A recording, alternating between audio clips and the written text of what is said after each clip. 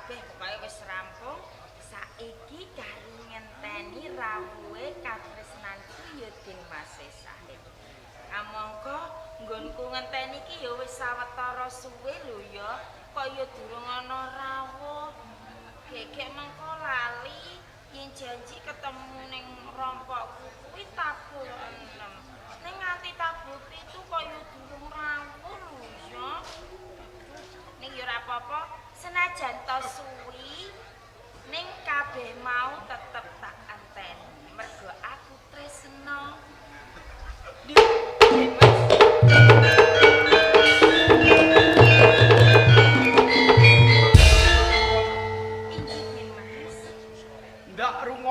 Saka sak njabaning omah tansah grenang-greneng kaijenan tanpa kanca rawuh. Lerasan sapa lho? Kula niki wau ngrasani panjenengan lho Den Mas. Karo Nji, lha wingi panjenengan menika ra janji kalih kula. Badhe rawuh wonten rompok kula. Lah panjenengan nggih sampun sawetawis dangu mboten rawuh-rawuh lho. perkara kuwi lho. Sing gedhe pangapuran yen to anggonku temeka ana ing omahmu ki Randang. Kowe dhewe mangerteni sapa Raden Sahid putra pengayoman ing Kabupaten Tuban. Akeh pakaryan sing ndak tindakake. Mula anggonku temeka ing papan kene ki Randang. Senajan kok aku randhat ning mbuktekke rasa tresnaku kelawan kowe. Inji Den Mas, kula pitados daya pangandika panjenengan. Awit panjenengan menika putra pengayoman. Ya ngono. Inji, panjenengan sampun rawuh kemawon kula pun rumangsa ayem lho, Den.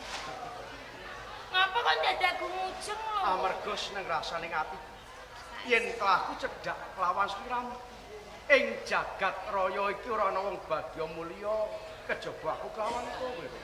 Ya, nggih. Mboten gara. Semanten ugi kula lho, Den Mas. Kula nggih lair batin tresna kalih panjenengan. Inji, sasampunipun kula caket kalih panjenengan, kula nggih rumangsa marep. Ayo ayo neng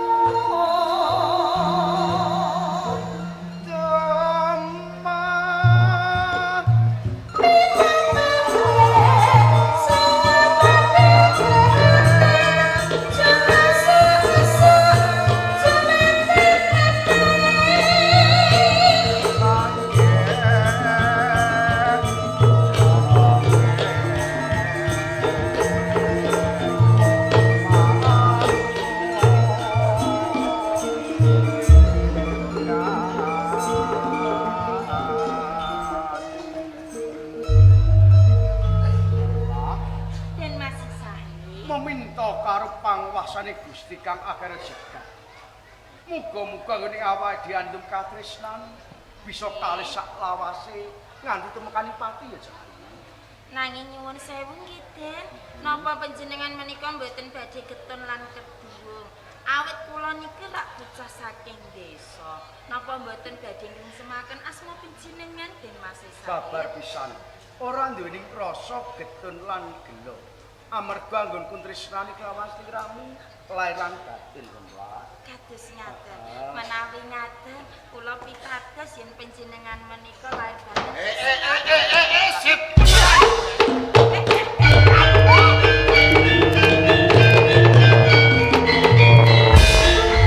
Ora nganggo sak karepmu dhewe. Sampeyan karepe iki kepiye kok sampeyan ki malah blandang lawan aku? Is ana kahanan kaya ngene kowe isih takon. Lha ya mesti wae aku takon. Dodol ati rasane krengkap-krengkap bareng aku ngerti kowe wani cedhak kelawan wong lanang liya. Mangsamu ki Pundi ingkang sakit? Terus. Sing niki. terus. Cak terus. Cedhak terus. Lah kok malah saya ndodro kowe? Sampeyan yo kok coblek-coblek. Aja nganggo sakarepmu dhewe. Kepiye to, Kakak? Nanding-nandingke marang rasaku, nanding-nandingke marang rupaku. Kowe cedhak lawan wong lanang liya. Lho rumangsamu tok anggap apa aku? Dadi sampean ki sujana yen tak aku ki cedhak, Terus. yen tak aku ki ngrangkul, tak elus-elus pitine. Terus elah. Terus kowe. Karo tenan iki. Lho kok malah saya ndodro kowe iki? Mbok kowe iki bisa ngajeni marang rasaku. Apa kowe iki lali, he? Piye? Kowe lan aku wis dijodohke karo wong tuamu. Sedelok meneh kowe dadi bojoku. Lho tak rewang aku nyambut gawe rina wengi ngiwangi wong tuamu. Ngodan-udrane pacul ngetutke marang buntut luku. Iki mung bethake aku tresno pati-pati kelawan kowe jare. Pancen sing sampean kandhake kuwi bener, Kakang. Yen to aku kuwi dijodohke kelawan Yo sampean. kene kowe ngerti. Ning sing jodohke kuwi sapa, Kakang? Sing nglakoni omah-omah kuwi sapa? Yo kowe. Aku to, ning sing jodohke ra bapak. Wong Ning babar pisan aku ki ora tresna kelawan sampean. Mula saka kuwi sampean omah-omah karo bapak. Ngono saiki kowe. Bareng kowe ngerti wong lanang sing bagus rupane. Iya, no. Gagah pideksa, luwih samu barange tinimbang aku. Iya. Njur tok tanding-tanding rasaku, kaporo kowe wani ngoneni aku sing kaya ngono. Iya. Lah iya no. Lah wong ana ngene kok milih sing ngono. Edan kok. Ngono. Ana sing kaya ngene kok milih sing kaya Ya ngono. iya, no. Edan po. Cetane kowe wis ora ndrasa tresno kelawan aku. Dadah pisan. Mergo wong lanang sing luwih bagus. Lah sing luwih bagus gagah pideksa. Kebagusan rupamu ya. Dupeh kowe sugih, sandang penganggomu sarwa gemebyar, kumalungkung, ninggalke Subasita Trapsila, wani gonjak lan katresnanku Romplah. Lho kowe kuwi apa ora kolak pawarta adol prangun? Sapa to Romplah? Romplah kuwi calon bojone Jaka Panggung. Lho. Lah kok wanine kowe nyedak lawan Romplah, kapura gonjak. Sapa satrane kuwi? Aja salah ing panampa Panggung. Yen to kowe ndakwa kelawan aku nggonjak karo Romlah kuwi kleru lho. Jeneng tembung gonjak siji tresno, sing siji ora tresno, kuwi gonjak. Ning nek aku karo Romlah padha tresnane. Lah dalah. Dadi kowe sakloron padha tresnane. Iya, Kakang. Romplah. Apa, Kakang? Mbok aja kaya ngono to, Romplah. Kok kepiye, Kakang? Mbok ngilingi labetku. Tak rewangi saben dina aku cedhak lawan kowe. Nyambut gawe ning sawahe wong tuamu. Iya. Iwangi kelawan wong tuamu. Rina tak gawe sore-sore tak gawe rina paribasane. Iki mung bethake gedhe rasa tresnaku kelawan kowe. Lho kok malah saiki kowe cedhak karo wong lanang liya, kapura wanine bake rasa tresno, mati aku Romplah. Sing kliru kuwi ra ya sampean. Lho, kok malah Wong ngerti, aku ki wis ora seneng lawan sampean, kok malah sampean paksa. Ngono. Wadon liya wae. Dadi ngono pawadan. Ya, ora apa-apa. Nek pancen kowe wis madhep mantep cedhak karo pawongan iki, mergo saka baguse, mergo saka bondo dunya sing luwih sugih tinimbang aku ya. Ning aja tok anggap rampung perkara iki. Tak pradulke wong tuamu.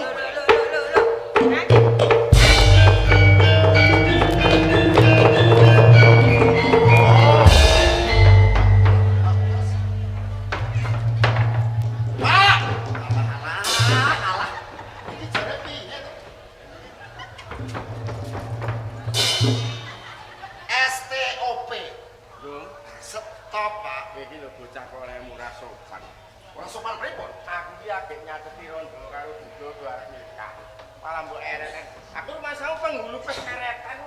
Cilaka, Pak. Cilaka. Apa ya utuh ngono kok cilaka. Sing cilaka niku mboten kula. Lah sapa? Sing cilaka niku anake sampean Romlah. Romelah ning ngopo? Aduh, Pak. Pak cilaka. Enggak cilaka wae. Coba ke sawangan. Sawangan anake sampean Romlah. Romlah wani cedhak karo wong lanang liya, rangkul-rangkulan, ambung-ambungan, pangku-pangkulan. Pak, waduh cilaka. Kok iki cilaka? Omonganmu tenan apa ora? Coba sawangan, Pak. Anake sampean Romlah lho, Pak. Lah ada.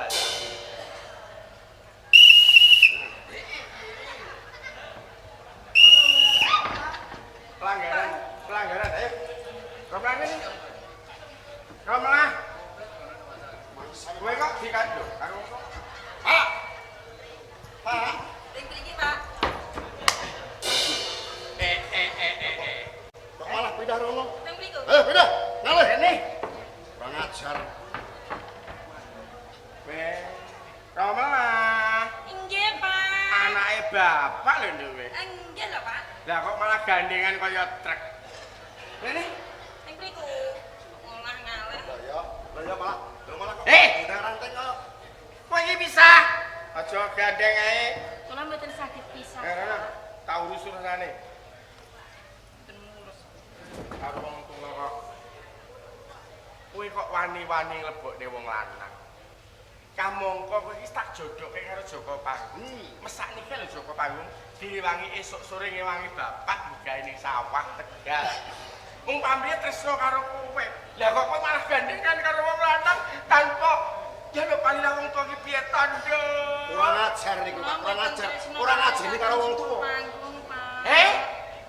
Kowe ra tresno karo Joko Panggung. Nggih. Lah terus Joko Panggung kok nikah karo sapa? Nggih kali sampean, Pak. Lah, ada. Sampean. Apa itu? Lah kok apa itu? Joko Panggung nikah karo bapak, anak-anak metu kentol. Iya ngawur. Ring. Nggih. Bocah lanang niku, Pak. Gembagus, kemaki, gembelo sirahe. Bener. Adol bagus. Dan dupe sandang penganggo apik. Kowe ora ngrungu kondange lu ra mblondong. Wong sing sangar. Sangar. Wong sing diajeni. Lah kok kowe wani diajikan ning omahku tanpa kondo karo aku rumah. Kowe sapa? Anake sapa omahmu ndi? Ngakrang aku kampengi orang tak jotos. Sak jejeg Saduki, Pak. Ayo, ngaku. Kula ngertos kondange penghulu bron. Lho, arek masih dini pendudukan to. Mangsamu. Kula ajeng japan Joko sing kepru. Nek ora ngaku. Nggih. Kowe mergo ning kene wis adol bagus, adol sugih. Kurang ajar. Anakku mbok rayu. Nawi katen kula badhe walon. Nah, iki. Lanjut. Nggih. Mang midhangetake nggih, mang mireng iki nami kula Sahid saking Kabupaten Tuban. Kula putranipun Kanjeng Rama Hadipati Welwata. Lho, saestu to bener. Waduh, ya balaku.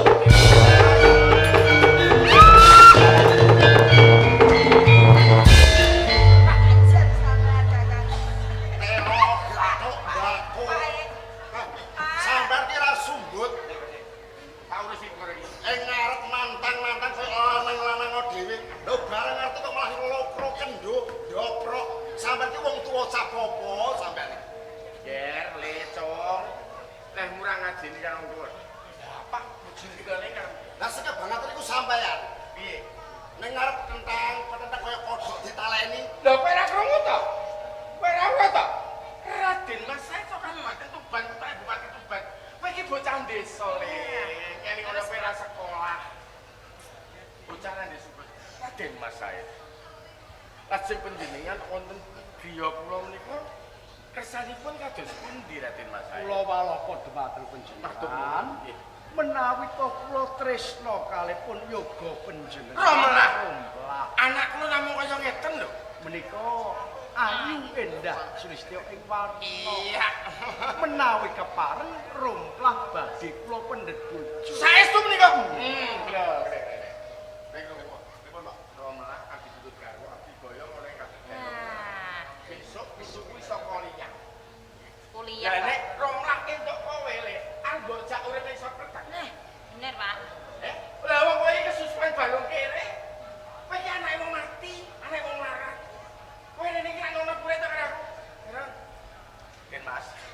Matur suwun sanget menawi anak kula Romlah badhe penjanasaken mundhut garpok. Dah kondange jeneng kula mengke wonten grondong. Kaya ngono. Sarujuk, Pak. Wah, sarujuk to, Nduk. Sampeyan sarujuk tenan. Ya Pak? seneng sarujuk lah timbang dipek. Coba kanggo. Nah, Pak, kere Pak yo. Matur nuwun nggih, Pak. Iya. Den, Romblah. rening bapak kula menika sampun sarujuk. Yen to kula niku gandeng kalih panjenengan, kula tak kandha bloko nggih kalih jenengan. Arep matur apa, Romblah? Pak, Apa, sampeyan Nduk? minangka dadi seksi lho. Ah, sahayu. Sampeyan dadi seksi lho, Kakang. Sekseni nggo, Nah, sekseni. rungokke. Anane nurut karo aku. Aja lho. mlengos, disawang. Den, wekdal menika kula sampun bobot 30. Asik. Kowe meteng telung sasi. Ora kowe. Nek Romlah dadi bojomu ora iso meteng. Ning iki gandeng karo Demas saiki wis meteng telung mas ora. Meteng telung sasi. Enggih, Den. Ora goroh, Mboten. ora ngapusi. Enggih. Metengmu karo sapa? Lho nggih kalih panjenengan to, Den. Karo aku Kalih sinten panjenengan, oleh. Mas. Nggih. Wis arep Nggih kula nyuwun tanggung jawab. tak bisa perkara apa? Kula dipun pundhut bojo to, Den. Aku mbok kon mek bojo karo kowe, Romblah. Nggih. Lho kok kayu menrupamu, Romblah.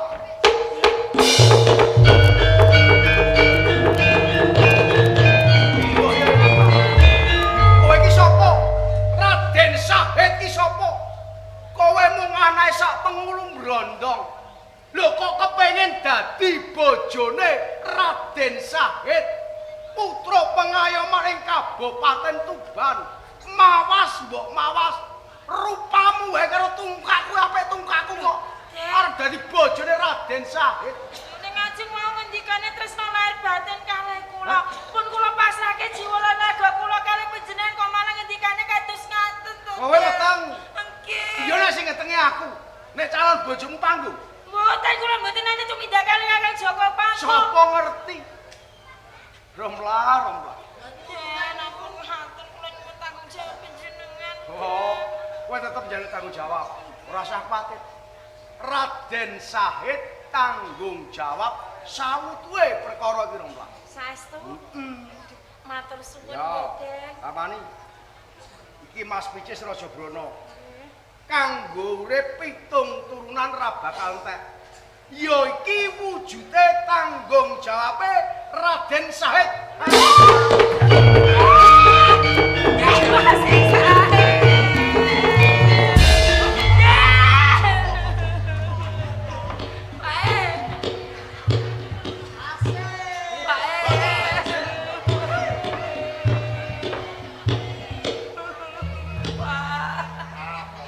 Apa nangis? Nek bodho Kowe nangis nyapon yo Romlah. muncul kembene.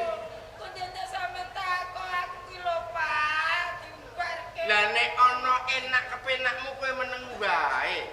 Bareng ana kedadian kaya ngene kok kowe tangisan sambat karo wong tuwa. Ya lah kono.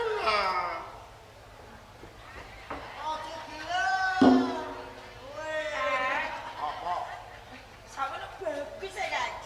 Bagus gagah pideksa cakrak wibawa. Oh, dari dulu. Wis, Kang. Apa? I love you. Piye?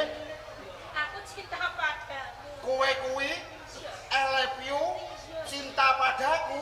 Oh, tidak bisa. Bro, Joko Bandung bocah sing bagus, bocah sing bandek, bocah sing ganteng. Iki lho, Romlah lagi lho. Kowe ora mesake to Romlah lagi wis meteng 3 wulan. Kedadian iki nek krungu tangga teparo apa oleh wong akeh, lak yo isin aku yo isin kowe to. Jane kowe niku nggih sak kalih Romlah. Ning sing kebangetan niku nggih anake sampean Romlah, Pak. Bangetene piye? Wong wadon gampang kendho kembene. Lagi ketemu sepisan karo bocah lanang sing bagus rupane, Ya. masalahke marang jiwa ragane, satemah lakon dikakahi. Kok Lho umpama Romlah kuwi ora wong wadon sing gampangan. Ora bakal ana kahanan sing kaya ngene. ora apa-apa to. Ini janji-janji lawan aku kok. Kang. Nek perkara rasa tresnaku kelawan Romlah pancen ora bisa tak selai. Sakwutuhe aku tresna kelawan Romlah. Ampun ya, Le. Ning sampeyan mongkon aku supaya gelem tanggung jawab mergo Romla wis meteng aku ora buta. Kok seto. Tembungmu kok ora butuh. Ya ora butuh. Sebabe apa? Lho nek nganti aku nikah karo Rompla, iki wis duwe anak, padha karo tuku montor pedotan, Pak. Lho kok ngono kan? Lho iya. Ana tetembungan angge orang-orang. Sing tegese. Ora melok gawe ning melok momong. Ora malah rekoso ta Kowe iki sampeyan. aja bodho. Lah kok bodoh? Kowe tak nikahne. Iya ta. Iku entuk sange sasi metu anake. Sing rekoso niku nggih kula. Ya, kene. Ora melok gawe ning melok rekoso, melok momong. Wis ngeten mawon. Nggih. Kula niku sakno kali si Adi Romplah. Cetha nek sing ngetengi Romplah kuwi ora ana liya Raden Mas Sahib. Kula prayogane aku lan sampeyan bebarengan munggah ing Kabupaten Tuban. Jaluk pengadilan ing Tuban. Kowe sing matur ya. Kowe seksine. Seksine Ya. Mengko kowe omong apa eneke yen Romlah nate sesambungan karo Raden Mas Said nganti meteng kalong sak. sak fotoe aku bakal dadi seksi. Mengko aku bakal matur nang ngerso dalem Kanjeng Bupati ing Kabupaten Tuban. Ayo mumpung iki sesuk Kaya ngono. Romlah Romlah saku kae. Ayo lakukan.